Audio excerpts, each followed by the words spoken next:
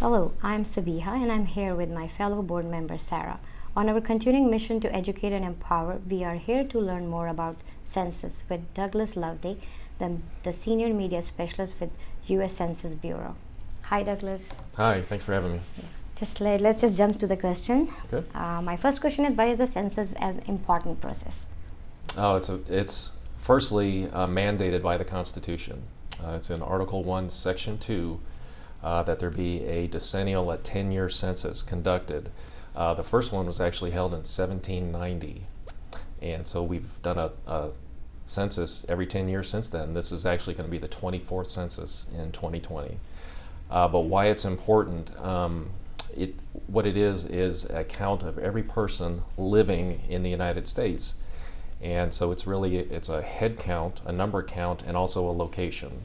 And what we like to say is we need to count everybody once, only once, and in the right place. And if we're able to do that in 2020, what that's going to look like is a complete, accurate count. And the ramifications of that, of getting that count right, it's very important. It's important at the national level, the federal level, but it trickles all the way down to the local community. And so if we get this thing right, it's going to have a positive impact for the next 10 years. And adversely, if we get it wrong, it could have a negative impact. So what does a person or a community miss out on not being counted?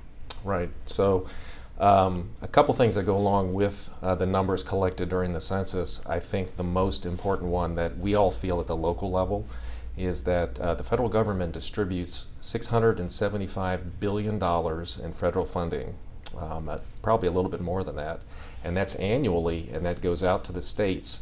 The proportion of that money going to the states is all dependent on the census data that comes in.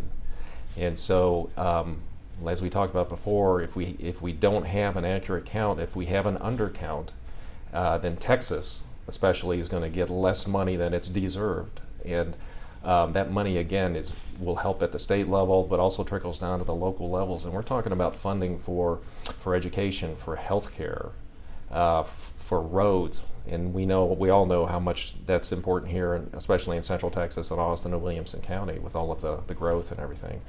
So it's really important, but it even goes deeper into the local communities and funds a lot of programs, often that are very important, especially for like low-income populations. I've been struck by some of the partnerships we have with folks in Williamson and Travis County, and these are community advocates, but also local government leaders, and they understand the importance of getting this right. And especially what keeps coming up, a program near and dear to many people, is the school lunch program, and that's funded in part, a large part, by the federal government. And so a lot of these communities know that we've got kids, in public schools, unfortunately, that are relying on these school lunches, and even the after-school snack. And if they don't get that, if the funding's not there, a lot of school districts in Texas can't pick up that slack, and they're going to cut programs. And then you're going to have kids going to school that have an insufficient or deficient, diet, basically, nutritionally. So it's a big deal. It affects us locally, but it goes all the way up. And then the other big importance of the census data is for representation in Congress. And so the number of Congress people we have is determined by our population. And those numbers then too come down and work and are used by states for redistricting, for all the way down to the local level, like school districts. So to get a good, clear picture of your communities and of the states, you've got to have this data. And again, it affects representation, but it especially affects funding. So why does it matter to Asian Americans? Well, it matters to all communities. For everyone. I mean, we're all living in this area. We're all in Austin. We're all in Williamson County. Like I said, that funding, it affects roads that we're all driving on. So it's just an important thing. It's a civic duty too, as part of our Constitution, and it's a way we can positively impact our community. And there's a lot of ways to do it, and you can do it either volunteering. Really, the best way to do this, to make a positive impact in your community, is to self-respond. First thing, respond to the census. and then talk to your family members and your friends, those that don't have the information, which is the majority of folks don't know much about the census, regardless of what community you're in, you know. So self-respond. You can actually go out and volunteer and help be a partner with the Census Bureau. One thing that we've learned over the years, it's one thing for a federal employee, a census person, to be out here talking about the messages of the Census Bureau and how important it is. That's only going to go so far. But it's those trusted voices and faces from communities who then share that message that's going to have much more impact. And so to do that, and I've got to mention also the other big way right now is we are hiring, and we're hiring thousands of people. We have to recruit, get applications for 10,000 people in Travis County alone. And that's a little bit more. It's like anywhere where you take in so many applications to hire, but we realize we have to get about 10,000 applications. We got to do it in the next couple months because the interviewing, the selecting, and then there's security and training to go through. That's all got to happen. It's going to be starting in January. And so that's another fantastic way to be a part of this thing. And I also have a part-time job, and it's a federal job, which is great. But there's the pay rate for the enumerators, these census takers, is based on the county, and it's based on census data, cost of living type of thing. So in Travis County, a census taker will make a minimum of $22 an hour. Okay. And they get to pick their own schedules, how many hours they want to work, what days they want to work. It's great, and it's going to be through the census in 2020. But we encourage anybody that just wants an extra job, a little extra income, or is not working now, maybe want to do this and also impact the community. Because what we do is we hire per location. So if you live here in this part of Austin, you're going to work in this part of Austin. And if you're in Williamson County and Round Rock or Georgetown, then you're going to work in that area. So it's a great job, and you can go to 2020census.gov/jobs. Quick, easy online application. It'll stay there throughout the hiring and the census, and we sure encourage folks to do that. Yeah, thanks for mentioning that. We're going to include it on our website.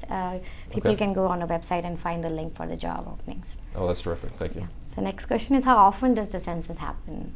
Right. As I mentioned, it takes place every 10 years. The first was in 1790. What's interesting is a lot of folks think of the Census Bureau as that's our main function. That's what we do, right? Well, the fact is that we're conducting surveys every day of every week of every month in between the big census takings every 10 years. So I think we do annually about 100 surveys, and they're a much smaller sample size, but we're out across the country doing these surveys. And in fact, there'll be some overlap. They won't stop even as then we kick into the big 2020 census. They'll still be conducting these other surveys. But it's done every 10 years. The planning for it for 2020 census began the day after 2010 was over. So it's a lot of work, yeah. And there are a lot of unique things about this upcoming census that's kind of added to the burden in the planning that's been needed for this one. But we can talk a little bit about that too. Yeah, and I think in 10 years the technology has changed quite a bit. So yes, it has. Yeah, so you have included that in that. So what kind of information does the census question collect? Yeah, it's this census questionnaire is only 9 questions, and it counts who's in a household, how many people are in a household. It asks the gender, sex, and also the race and age, and it's basic. Oh, also if they are owners or renters of the property. But again, it's 9 quick questions. Typically, if it's a person living alone, they can probably knock this questionnaire out in about 5 minutes. And then if you have other folks in the household, because you'll add information about that, the census might take 15 minutes to do. But it's a very quick, short thing. Again, it's all about the head count and the location, and those are the big numbers. You mentioned what the census really is. It's kind of a snapshot or a profile of our country in numbers, and it shows us what we're like right now in 2020, but then it also shows us how we're evolving and changing and trending, and we can compare it to 2020. Okay. But it's all numbers. It's just data. So you do compare from the last 10 years? Oh, like- certainly. Oh, certainly. Okay. So what does the census officially begin? What are the key dates for it? Yeah, key dates, as I mentioned previously, a key date right now is we're hiring and accepting applications, and it's a very big deal. We just completed our first field operation. They're all wrapping up across the country, and that was address canvassing is what it's called. It's where we've determined there's been a lot of new construction, maybe new housing units, things like that, and we actually have people out on the ground making sure that we have all of this new construction in our database. It's kind of a quality control on our mailing addresses. We want to make sure we know where every residential place is, and so we have folks doing that. So we get that in place. Well, the key dates is 2020 comes, and in January, that's actually the beginning of the count, but it's only in a few places. It's in remote Alaska, and then also in remote Maine, state of Maine. I didn't know there was remote Maine, but there are areas, that are difficult to get to that we have to make a big effort to go to them. And then also the territorial islands get counted. February rolls around and we do group quarters. And what those can include dormitories. And so we're working with university officials to get those data. But we also, other residential type quarters like nursing homes. That's when we'll count prisons. Another type of shelters, things like that. That happens in February. But for the majority of us, for 95% of us, the big dates are going to be in March. About mid-March, everybody is going to receive a postcard in the mail, and it's going to have a code on it. And that code is going to, the postcard will invite you to go online and use that code. And for the first time ever, since 1790, this is not a paper census exclusively. We can still do it by paper, but now we can do it online. And we can also do it by phone, which is terrific. But again, it's going to be mid-March, and like I said, 95% of us will receive that card. It's got the code on it. You can go online, knock your survey out. But again, you can call in at that time as well. And in both cases, online and by phone, there'll be opportunities to do the survey in 12 different languages, which is going to cover 99+% of the languages. And then even later, when we have census takers following up with folks who did not respond, if they get to a home and the person obviously didn't speak any of those 12 languages, they're going to be carrying language guides with them, just kind of a laminated glossary that's going to have these different languages, up to 59 languages. And a person's going to be able to go, that's my language right there. And then we'll follow back up either by phone call or by a visit by somebody who speaks that specific language. So we've got the language thing down pretty good. But that's March, so you'll have that opportunity to self-respond, and that's what we're really pushing for. Because the better self-response we get, that means less folks have to go out and follow up, and that's the census takers coming later. So in April, that was in March, in April we start to do the first of those follow-ups. And those are focused in April on university areas, and it's the off-campus areas. So we have a lot of students who live off-campus housing. They're sharing, an apartment with some roommates. They're renting a house, something like that. We've got to, if we haven't gotten a response, we quickly go out and follow up with those areas because, by May, semester is coming to a close, and those kids might be gone. And they're out of town. And if we wait till later May, we have a census taker show up and there's nobody rented in that home. So that's the first of our response. But then it is in May then that as we send various reminders, and there's going to be several coming in the mail if you haven't done self-response, that you'll get these in the mail saying, please go online and here's a questionnaire. We'll follow up and mail you the questionnaire too. But if that doesn't happen later in May, then that's when we send the census takers out to visit and then knock out that interview questionnaire with the person. Yeah. So who should be counted in 2020? Every person living in the United States should be counted in 2020, and it's everybody. If somebody is pregnant, 8 months pregnant in April? On April 1st, if the baby is born after April 1st, they should not be counted. Okay. But if born right beforehand, absolutely. It's a good point because one of the hardest to count populations, and it was the case in 2010, was young children. and then up to 5 years old. And I think the estimate was that we missed about 1 million kids under 5 years old, and for a variety of reasons. But so you absolutely, you have to make that count happen. But you said who gets counted? Yeah. It's everybody. We count the homeless as well.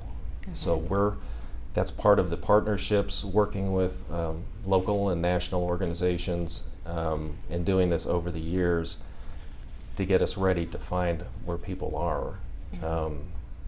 There's a great story that one of my supervisors from region, I had heard him in a speech talking about it, and he's been flying all over the place and presenting and getting the word out. And he talked about just on one of his trips coming from an airport and driving, I think he went through an urban area in a big city and looked around and was thinking about, where is the housing, urban housing? Are these townhomes? Are these high-rise apartments? Do we have a handle on that? Are we going to be able to count all these people? And then he got out of the city and got into the suburbs and was driving through residential areas, and he remembers driving by a home and kind of looking up the driveway and seeing in a backyard, and there was a garage, like a 2-story garage with steps going up on the side, and his thought was, is that a garage apartment? Is someone living up there? Is there an address there? Do we know about that? So he said it can overwhelm you, and it can, but there's just so much to try to figure out where people are living, to make sure they get counted and get this thing right. And so we're trying to do that right now, and we're doing it with the help of, like I said, the partners that we've created over the years. Yeah. So when you said you were doing with the help of partners, is the social media your partner with somehow? Any of the social medias, like? Well, yeah, the Census Bureau has some great accounts, and you can, and typically it's at U.S. Census Bureau, and you can find YouTube accounts, Twitter, Instagram, and we certainly encourage folks to follow and share any of the postings and like and Facebook as well. And we also have some hashtags out there, like hashtag 2020 Census is a big one. So that is important to us. We also, though, do a lot of monitoring too, because occasionally there's incorrect information that's posted by other folks. And so I know that we have a social media team in our Maryland headquarters, and they keep an eye on things and try to correct, but also present new information. And social media, it's a great way because they're keeping up with all the timelines and things that are coming, and especially things that can help just make this thing accurate and make it complete. So who should be counted in 2020? You already answered that, but my question is, like the military and the prison and the elders who are in the facilities. So how we are getting them out? Yeah, that's that specific count. A lot of that is done in February. That's group quarters is the phrase they use for it, but that's with relationships built with directors of homes or whatever, and they, because a lot of those facilities you're talking about have access issues, and we can't just get in there and do our thing. So we have to work with administrators, and we do. And so we work with those whether it's a state prison, with the administrators there, with those that are running these private homes like nursing homes, things like that. And then we absolutely have folks working with the military and getting the counts right. Yep. Do you want to talk a little bit more about the students, like university, how you Yes, we got to count the students, and they're tricky for some reason. Yes, I can imagine. Yeah, so I have a 20-year-old, so I know. For a lot of them, and those that are in the dorms will be able to count those folks, because like I said, we'll deal with administrators with the universities, and we'll get those counts. But it's all of the off-campus housing that's the issue. So a student may be in their rented home or apartment, and in March or May they get notice or they get the card that's going to allow them to go online, right? Well, they may just toss that into the trash because they think, mom and dad live back in Houston or Dallas, or they may be an international student, and this isn't my permanent home. I don't need to do this, right? And so they'll just not do it. And then, like I said, the issues we've had before is that the follow-up for these residences has come too late, and often they're gone. They didn't have any finals, the semester ended, and it was off for the summer. And so by the time the enumerators of the census takers would follow up, they were already gone. So we've actually been building partnerships on campuses, and often with student groups too. And we hope that helps, and we're going to keep doing that, as well as messaging with various media and student publications and student TV and radio. Anything in any way we can get that message out to these students, we will. Yeah. So Douglas, you mentioned earlier all the positive attributes of responding to the census, but what happens if I don't respond? Right. Because it's mandated, it's actually our duty, and by law we are to respond to it. So what will happen is you'll get a phone call, possibly. That might be the first thing, but then you'll get a visit, and it'd be someone just knocking on the door that would then be able to walk you through the census interview. Following up. Just following up, right. And the same goes for if a questionnaire is incomplete. If all of the questions aren't answered, you will likely get a phone call. Okay, yeah, so that was going to be our next question. Can a person choose to omit answering one of the questions? But no, again, there will be a follow-up visit if that happens. There will be, yeah. Okay. So we've got to count everybody. Very We've got to get it right. That's right. So that will happen. And I'll tell you, and I appreciate salespeople. I appreciate others that knock on doors and do community work. I do. There are some nights, that maybe that's something you might want to avoid. Just for whatever reason. But the point is, if you self-respond, if you do it online, if you do the questionnaire, if you call in, then 99% of the time you will not have to worry about getting a knock at the door and having a census taker come by. Best to just get it done. It probably takes, 5-10 minutes? Exactly. Yeah. So get it done, and you can avoid all that. Okay. Is it safe for immigrants, whether they're legal or illegal, to fill out the form? Yeah.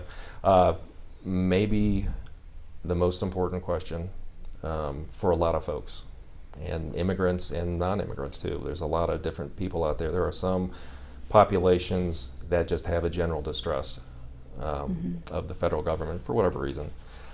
So the important message about the 2020 census is it's completely private, it's completely confidential, and it's safe and secure. And the reason it's done that by law. It's all under Title 13.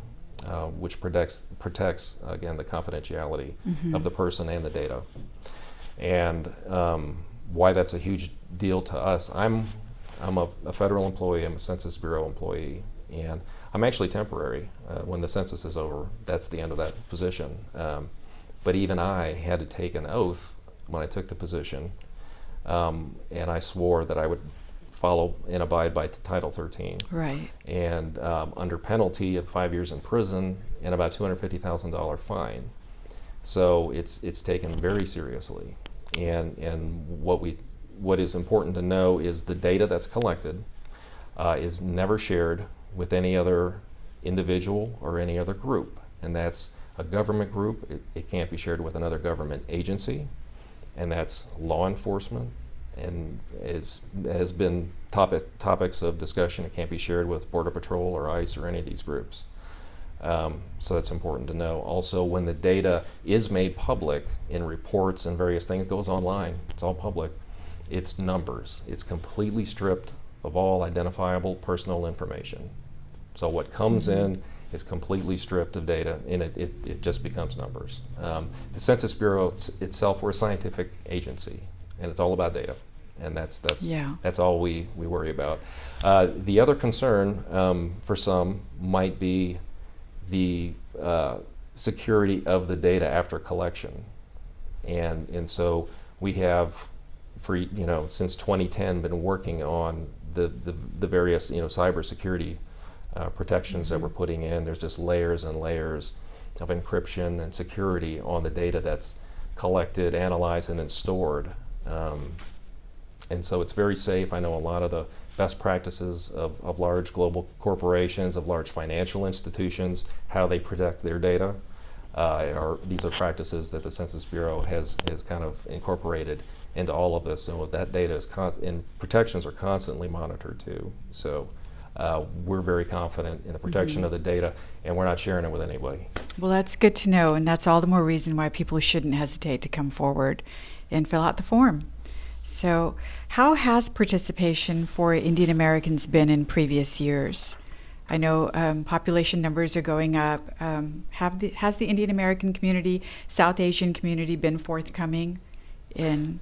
Yeah, I think it's been mixed, and it's interesting because for like the Indian American population, maybe if there's recent immigrants, there are certain characteristics that might skew toward hard to count or low self-response. If there are folks in the home, say, that I have limited English proficiency, and maybe you have family members who are new to the country that are living at home, there are various factors that might, again, skew toward low self-response. And so that has been a case with the Indian American population. But on the other hand, there are characteristics where they're skewing to a good response. So a lot of folks in that community are highly educated, and they're in the STEM and technology, especially here in Austin and Williamson County, so maybe they're higher income as well. All of those characteristics skew toward great response.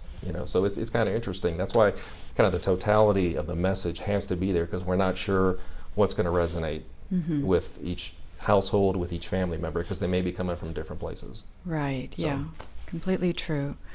Okay, so when are the results released? Yeah, it's interesting. It's part of that timeline. If we continue through, we're doing the follow-up to self-response through May and June, and then July 31st is the last day to respond to the census. And we can actually self-respond up until July 31st. So online we can do it, or by phone. The last of the enumerators, census takers, will be out there July 31st. Then it's done. The count is over. And we have to, as the Bureau, has to get all of this data to the President by December 31st of 2020. So that's kind of the cutoff date for that. The next deadline for the Bureau is we have to have the state-specific data out to all the states, and that's by March 31st of 2021. So we won't see the data as a public, certainly not until after it's delivered to the President, and then it's going to be going out to the states. I know, like I said, the deadline is March 31st. It may come out sooner, and I would think that's when we'll start seeing some of that public data. So in 2021. Good to know. Yeah. Okay.